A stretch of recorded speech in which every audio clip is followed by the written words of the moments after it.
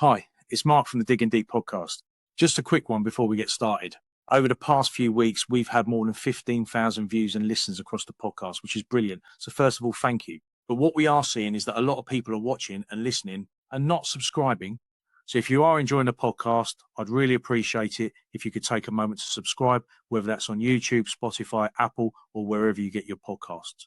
It makes a big difference and helps us keep growing, bringing in great guests and improving the show each week. Also, give us a follow on social to keep up with everything we've got going on. Right, let's get on with this week's episode. The email for some reason. I don't know if it's gone in my spam or something, but I got the email. Oh, here we are. But... Here we are. He's back. Charlie's back. Did you have a technical glitch last week then, Charlie? Or what? I did. It was a real technical glitch actually. Yeah. So a drunk one. Yeah, What's that? No. Well, I had a client, right? A last minute appointment. Client needed a visit. I've been trying to crack the nut for ages. Come through, and then I then get on the road, and I'm leaving about. It takes me about 30 minutes to get there. I leave about 45 minutes before. Silly mistake at that time. You can tell I work from home most of the time now because the traffic was backed up so much it was unreal, and I couldn't make it because there must have been an accident or something, to be honest. So it was just a bit ridiculous, but just one of those mornings. So and then I came back. I was like, right, I'll call the client. We'll do it. We'll sort it out for later on today. So did that. Came back. Tried to log on. Couldn't log on. And I was just putting my hair out, so it was all good. So in the end, but there we go. Do you remember that? Do you remember that Jack and Ori that used to be all read with mother? Used to get a celebrity on tell you about their woes and stuff. Used to tell you. Honestly, you've not heard the half of it. Yeah, I'm not even gone into what's doing my head in. I tell you.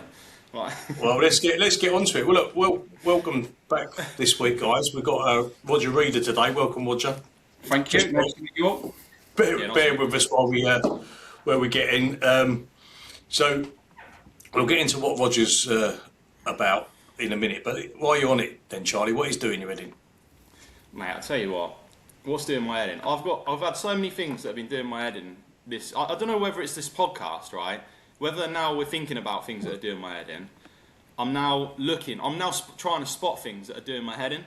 So it's almost like now everything's doing my head in. Yeah. So what's doing my head in, right? So actually, do you know what? What one should I go for? Do you know what? I got this one right. It's a weird one. It's a strange one. But so I moved into my house like about a year ago now, and it's about a 10-minute walk away from the co-op. So I've been walking to the co-op, right? And I started walking there obviously back in the day. You know, get some milk, get some bread, like you do, etc.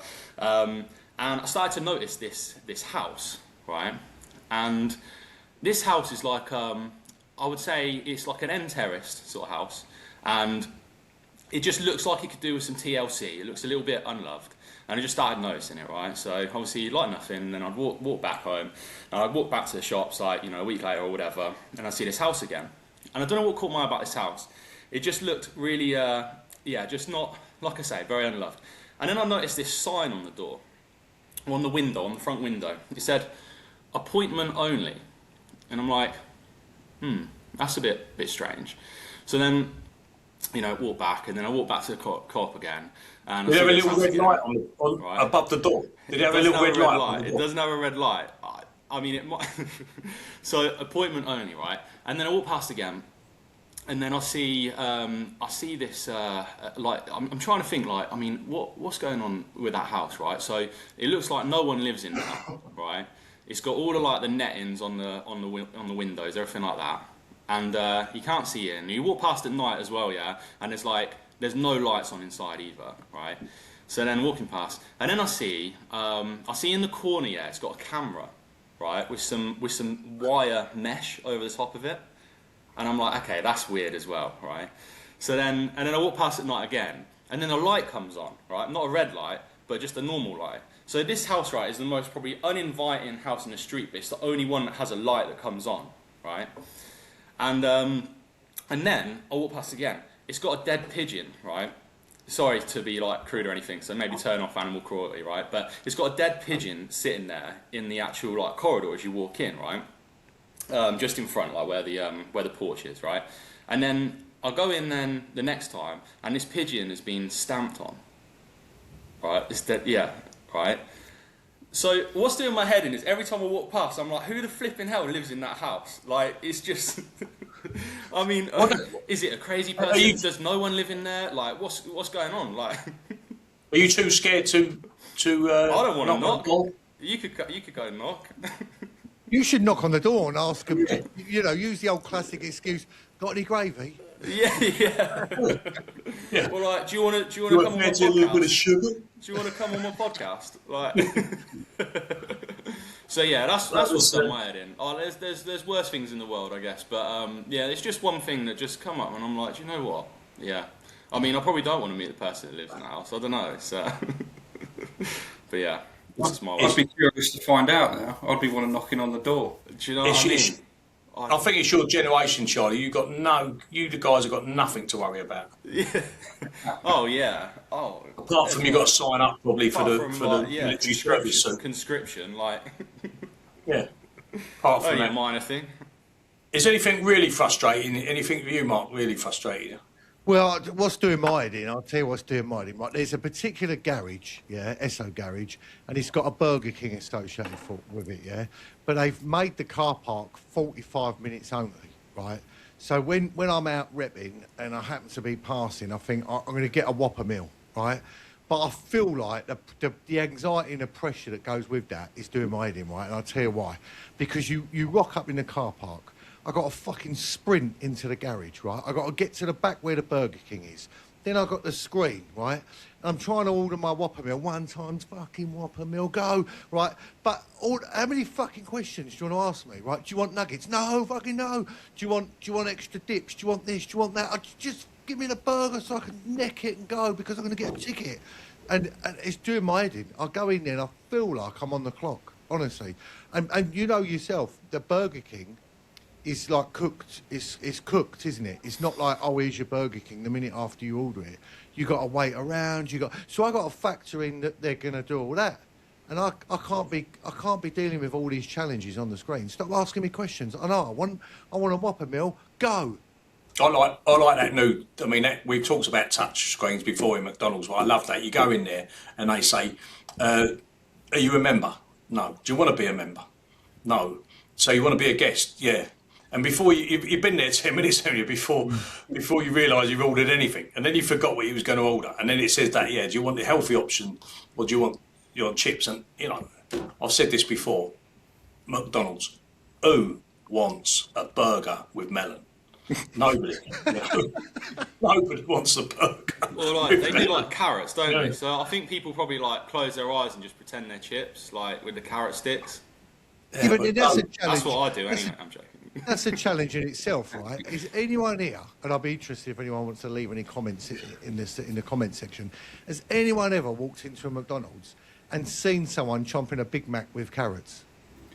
No. No, that's what I'm saying. That's my point. It don't happen. Only some middle class family that can't give their kids too much, fat, or they'll be allowed to have a burger or chicken nuggets, and they'll give them that. But no, not your normal McDonald's or Burger King going people. But Mark, maybe bring some sandwiches or something with you at night.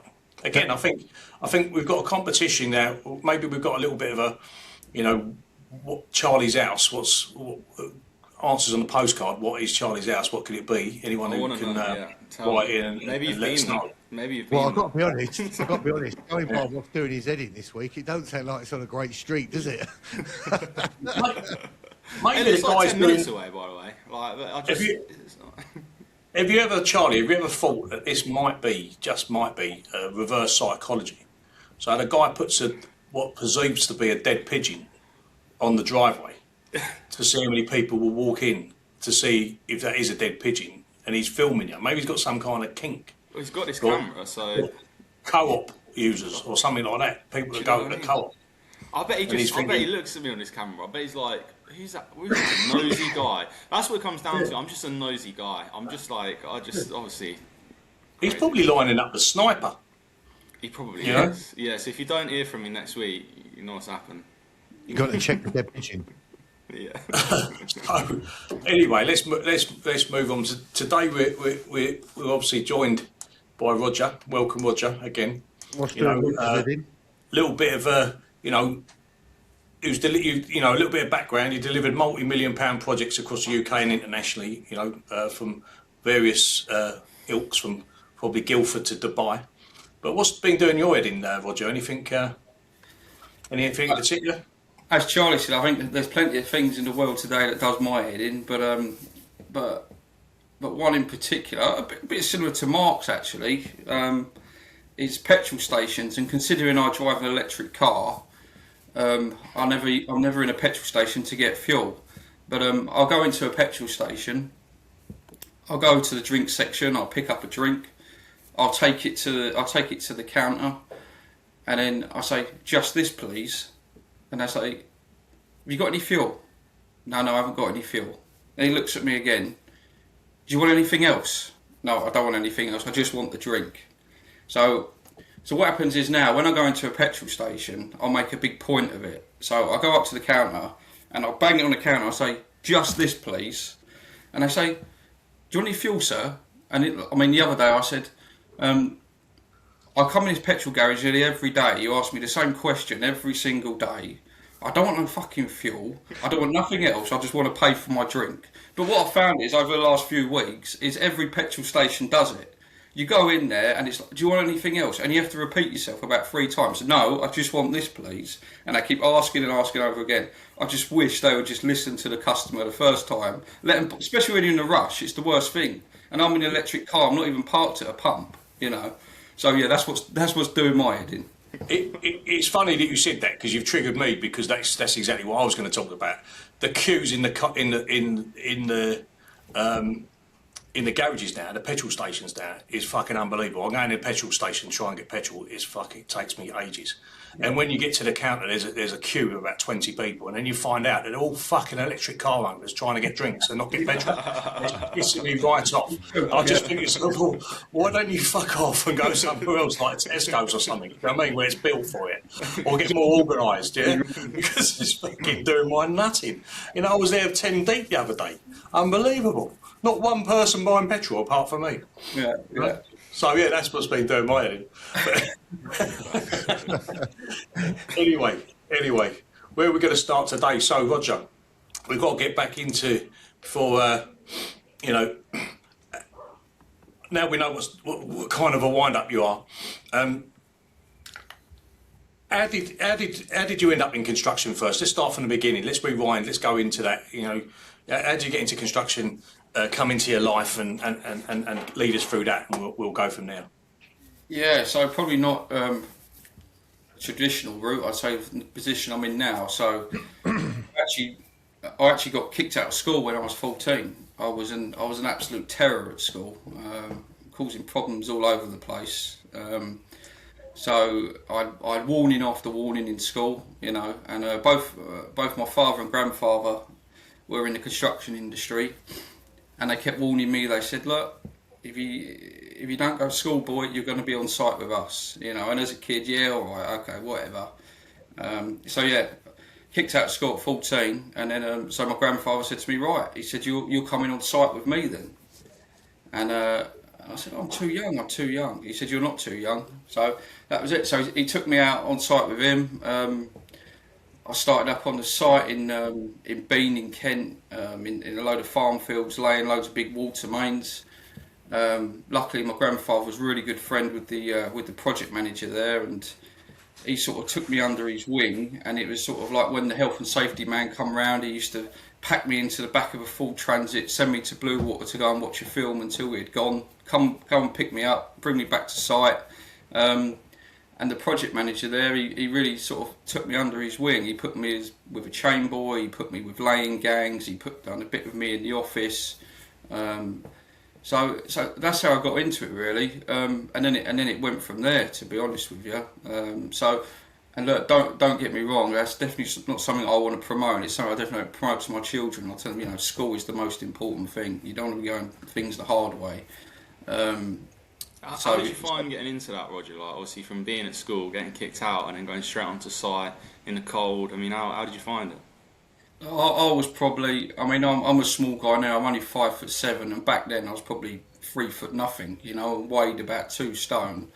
And when you're walking across farm fields and lugging big, sort of my grandfather's game was sort of reinforced concrete. So like the rebar steel fixing, when you're lumping in 32 mil rebar and stuff like that as a young kid, it was difficult, and he wouldn't let me have a day off unless I was really ill.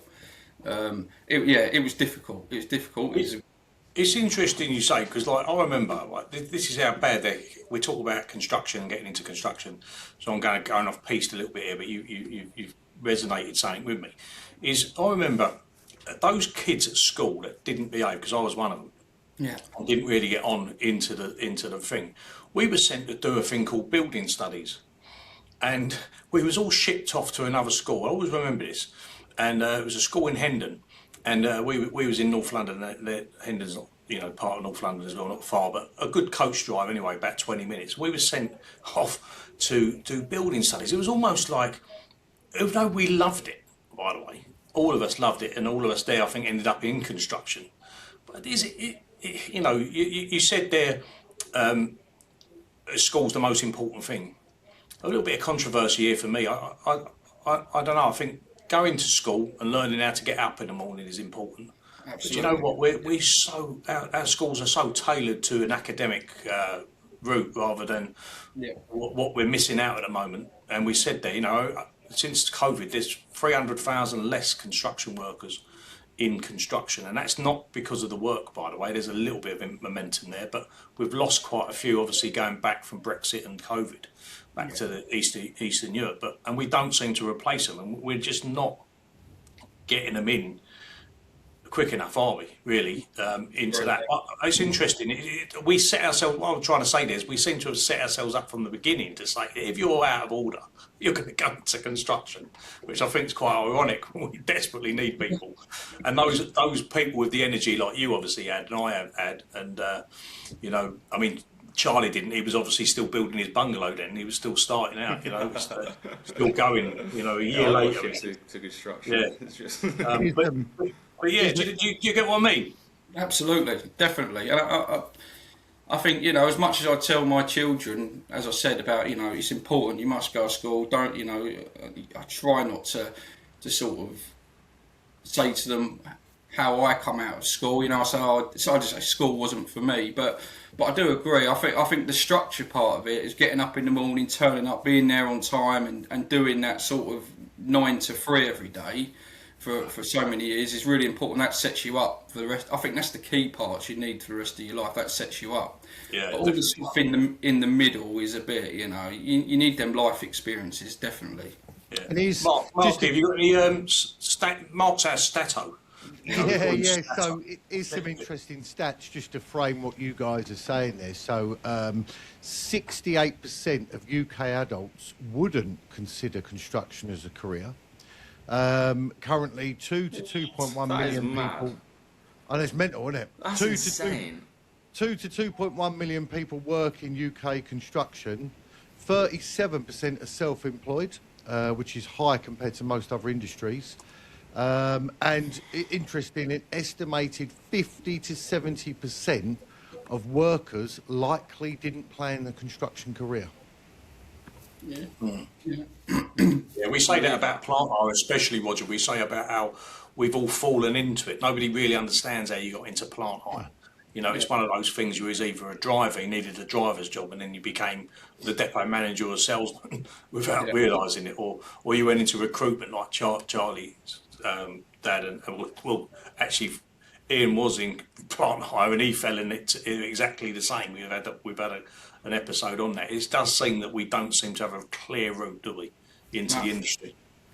Well, I think that is the good thing with construction, whether it's plant hire or you're a steel fixer or whatever. I think the construction industry offers so much. One year you can find yourself maybe in plant, but you get talking and you're visiting a regular site and you think, I wouldn't mind having a go at that. And because I do this in plant, I do know a little bit about it. The next year you could find yourself in something else in construction. So I think, especially for the younger generation now, I think there's so much opportunity in construction. It's just not about going out digging holes and building houses, and there's so much, and there's so much variety, and I think you can you can sort of, if you really wanted to, probably easier said than done, you could probably pick and choose really what you wanted to do in construction. There's so much you could do. Yeah, I was going to go on about, but while we're on this, I was going to go on to some of your projects, but I'll come back to that. But so in your utilities sector now, I mean, that you're in the UK, how hard is it to find your good people? Your skilled labour. Is there a skilled labour shortage and specialist roles and stuff like that? It's very difficult. So yeah, one of the companies I've got now. TRP Civil Engineering. It's we're like you say, we're in the utility sector. It's difficult. It's probably because you're not on the site. All the good guys are on sites. They're working for sort of the bigger companies or the subcontractors that are working for bigger companies. The people that you try and find out, especially younger people, it's tough. It's really tough. Unfortunately, there's a lot of chances out there. Which makes it very difficult. I think I've gone through, over the last 6 months, we've sort of had to go through, I don't know, maybe 20 different gangs to find 2 good gangs of guys. It's difficult, and that's not probably that all them guys have been bad and they're terrible at their job. They just haven't been right for a company, or they've, people that have been on maybe different walks of life, and I think that they sort of come into construction, and utilities is where they would usually start, and they find it difficult. But you do need to give time to some of these people, because there is some real gems out there which we found recently. Yeah. So is that it comes down to? Do you have this problem with experience versus qualifications situation where people can't seem to get the experience because they don't have the right qualification, and then when they get the first step up the ladder, nobody wants to take them because of the experience? Yeah. Where do you balance that? Yeah, so I'd probably say it's probably a bit of both, probably about 50-50 in that perspective. I think, and I'll be totally honest, what I found is in the utility game, there's a lot of, and I don't mind saying it, there's a lot of fraudulent tickets around, a lot of fraudulent tickets. So you're looking at someone that maybe could have, no disrespect to anyone stacking a shelf in Tesco's, that may have been stacking a shelf in Tesco's, then all of a sudden now he's coming to me with all these qualifications and certificates, and you think, oh, he's been around, he's got some good qualifications there. And then you get out on site the first day and you watch him, you think, he's not done this before, he's never done it. And then you challenge him on the tickets, obviously he's not going to tell you where he's got them from or anything else. But, and then... That's insane. I didn't know that was a major thing on site at the moment, the fraudulent From what I've found in the utilities, and to be honest, I think it's quite open on a lot of these social media platforms where you've got different utilities groups, which I've joined, just to get a bit of see what it's about at the minute. There's a lot of it going around, and there's people openly calling out on there, certain people that are doing these tickets. So you in utilities then, is it slightly different for the audience to it, compared to like construction site where the CSCS and the CPCS and all those cards are they not relevant in your industry? No, absolutely they are. So on our projects, obviously we would be the principal contractor, so that's down for us to go do our due diligence, and we go through everything. We check all the tickets, and that's where we found that I'd probably say 20% of what's come through to us hasn't been legitimate. And we've had to say, sorry, I know you're due to start in an hour, but you can't start. We've got no proof that you're not shown on the records of any of these, even a CPCS or an MPOR, whatever it is. Them tickets are floating around as well that are not legitimate. We found this on a couple of previous pods, and this is definitely relevant. Is the trouble with the CPCS is that you're given a red card. Which is correct way of doing it, and then you've got to do so many hours to gain your your blue card, but nobody on site will take anyone with a red card. So what's happening is that people are getting around it, and there's people out there signing off people on their full NVQ after a week just to get the blue card. Now you kind of it makes a mockery of it, but you can understand it. Unless contractors are willing to say, look, we're going to be taking anyone who's got a red card and we're going to give them an opportunity, it's never going to change, is it? No, absolutely not. No, it's but the thing is, for us, it comes down. You've got to be safe, haven't you? If you're saying you can with a CPCS or an MPAWS card, if he's telling me he's got it, he's got all this experience, he jumps in the machine he's digging over a 400mm trench on a tight pavement with guys down in the trench. You know, you just can't allow it. He's got to go. There's no doubt about it. He's got to go. So maybe there needs to be a different level of training then before they're allowed to do that. For example, you know, this person's qualified to do the batters, for example, on a motorway, or do some you know, clearing away and all that. But if you want to be working utilities, you might need a level whatever. Maybe it needs to be reconfigured to suit the skill level of the, as you say, I'm on your side there. You know, you cannot take a chance with someone's life, but therefore the training needs to be structured in a way that comes before.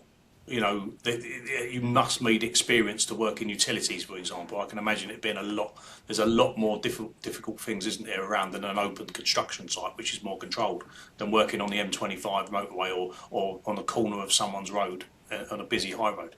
Yeah. Sorry, I may have confused you a little bit there. So the tickets I'm talking about, like the MPAWS or the CPCS, are actually ones that guys have gone and bought from a shop somewhere. You know, just met a guy, give him 500 quid and he's given him the ticket. That have got no experience at all, but then that ticket doesn't exist on the system. Is there a way of like authenticating them? Yeah, there is. Oh, absolutely. Yeah. There is. But no, and you're dead right. You do. So the guys that have gone and done that course, sat that course, paid all that money to do that course. Of course, they need the experience. But I think it's right. It's about picking the right tasks and the right jobs for them to do to start with. You know, and I'm sure a lot of these guys have probably been driving a machine elsewhere, maybe on private or something, and they've got the experience. But yeah, no, it's a bit of a mixture of both. So after you got on site then, Roger, what was sort of the next natural sort of step for you to take? What was your next opportunity, your next job that came along? Yeah, so I was so I suppose my first, you know, I worked in sort of reinforced concrete, building bridges, roads, you know, a lot of high profile projects, just as a still fixer, concrete, formwork, carpenter. And then I got my first, I sort of was a bit of a supervisor at the age of 20. I was looking after a small gang. And then on the London Olympic Stadium, that's when I probably got my first proper sort of project manager's job, if you like. It was for, you know, a real big one-tier contractor that was working on there. And then I was given a section of bridges to look after around the Olympic Stadium, and that was a great experience for me. It's one of the best jobs that I've worked on to date. And then it just went from there, really. So I'd done that for a couple of years. And then someone approached me about doing some work in Dubai. Would I be interested in building some buildings, some high-rise buildings in Dubai? I went and had a look. I got involved in that. And then I opened up a company out there with a business partner, an Emirati in Dubai, and we was involved in projects like a lot of the Jumeirah hotels. We've built a lot of those. Nice. And yeah, a lot on the Dubai airport. Need rebuilding soon, for crying out loud. Yeah, I know. Unfortunately, yeah. But I must say that the builds. I mean, as many viewers probably know, the build quality is not great. You know, it's the sign-off process there. The quality isn't. You know, as much as these buildings look great, you know, nice mirrored buildings, shiny buildings. Behind that is not. It's not great. But I've heard that. Don't go into the Burj Al Arab then. No, look, they're structurally sound. But Burj Khalifa, sorry. What is it, the tallest building in the world? Yeah. It's structurally sound, that's good to know. It's structurally sound, yeah. It's the finish. The friend of mine's in demolition, he done a bit of work out there, and he was telling me that when you go up close, it's the finish, it's the silly things, it's the mastic, it's the grout. When you look at it, you think, what, who done that? Like, you know, and it's all that kind of stuff. But just quickly framing what Roger was saying there, and also going back to the youth side of things, you know, when you were talking about the utilities there a minute ago, Roger, I find it interesting that less than 10% of the UK construction workforce is under 25 years of age.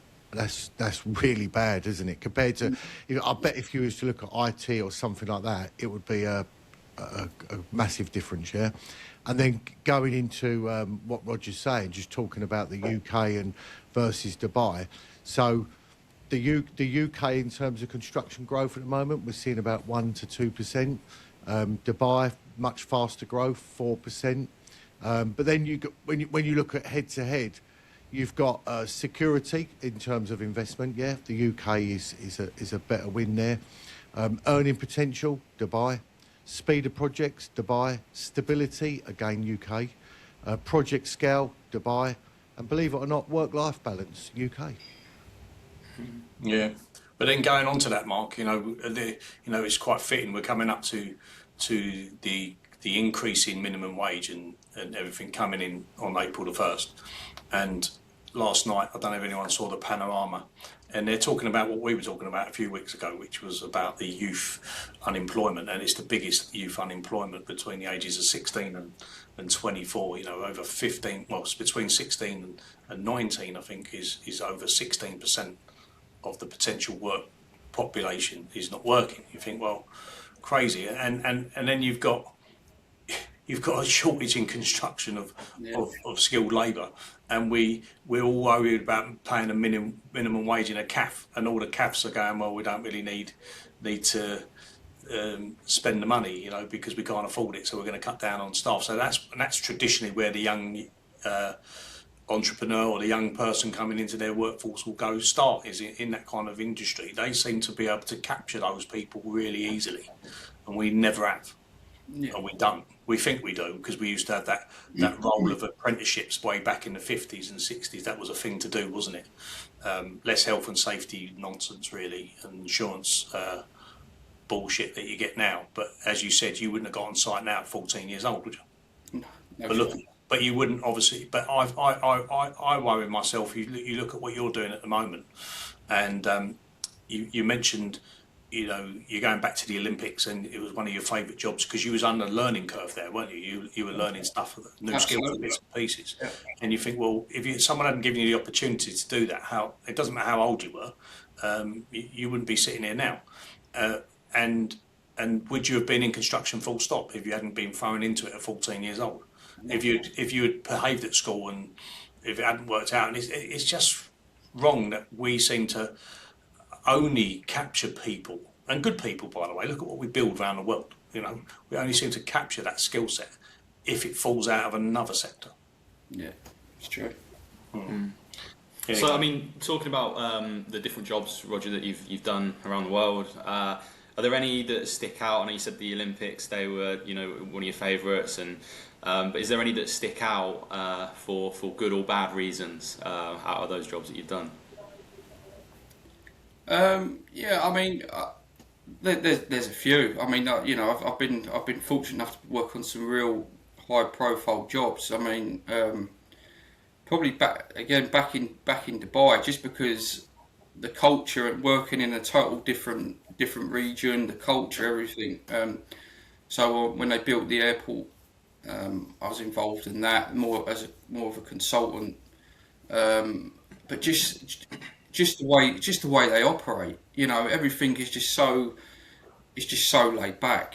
It's so laid back, we're screaming for, and as Mark said, I think in that stat there, it does get built quicker, but I think it's just about having that bit of calmness. So to answer your question, there's so many I've worked on. I wouldn't say there's one that stands out. I'd always say the Olympics, because that was my first sort of project management job. That was, and as Mark rightly said there, if I wouldn't have given that opportunity at that young age, I probably wouldn't have been the position I'm in now, where I've got to now.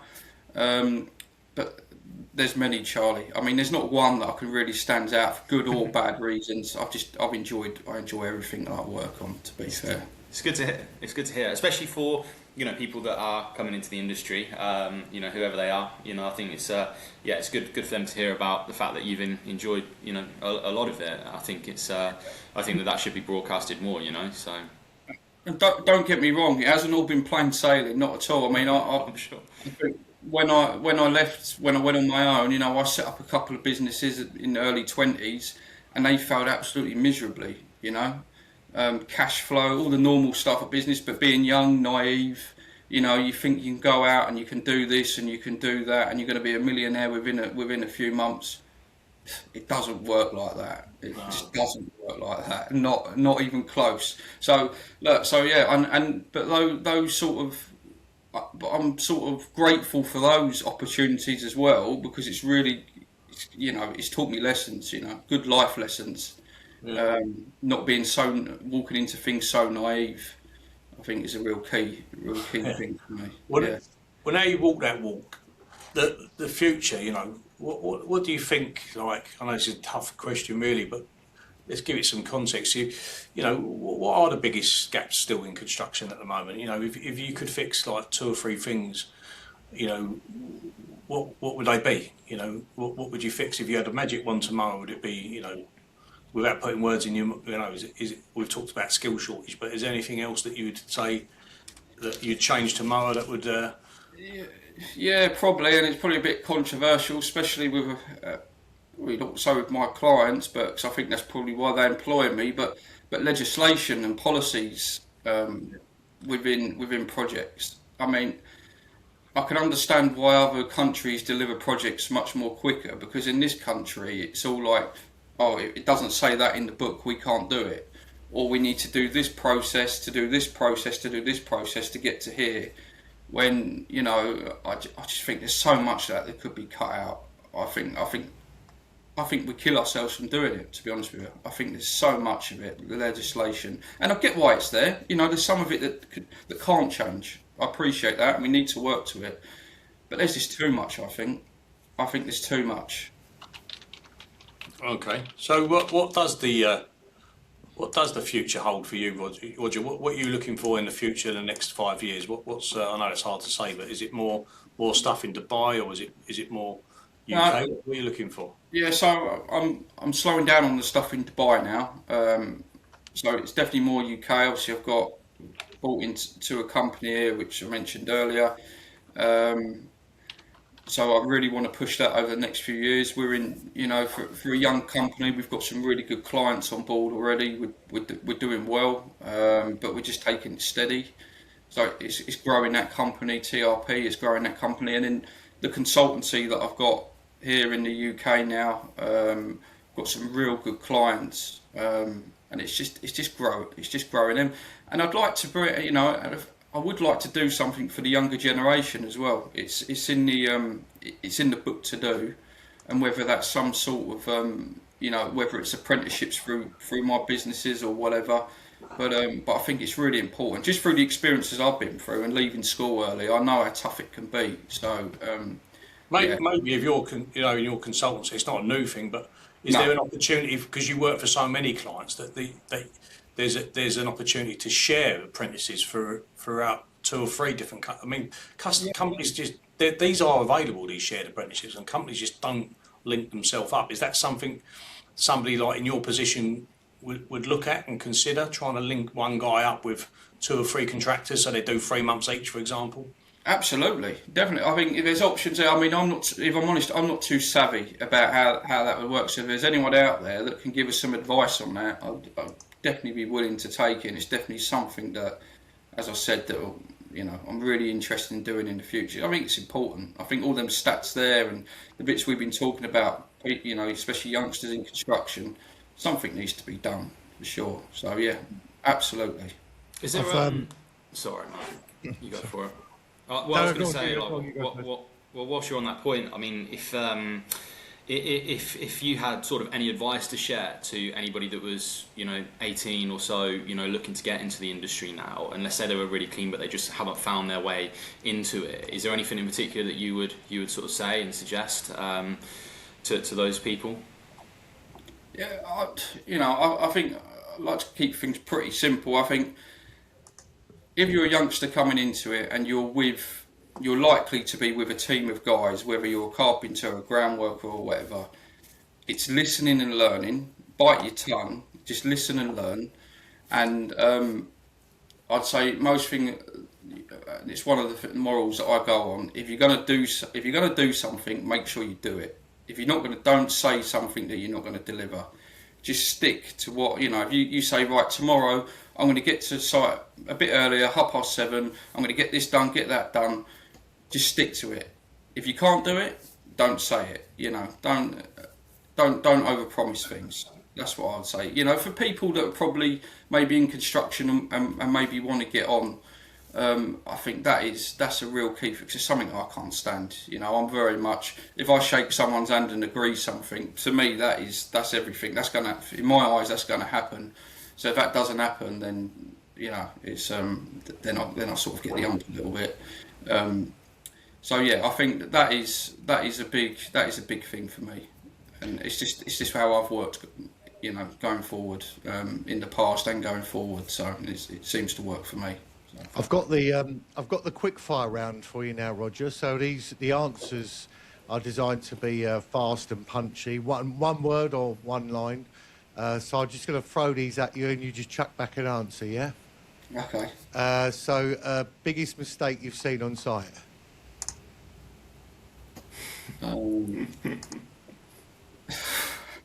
Biggest. This is going to be a quick fire round. Yeah, just throw one out there. Biggest mistake I've seen on site.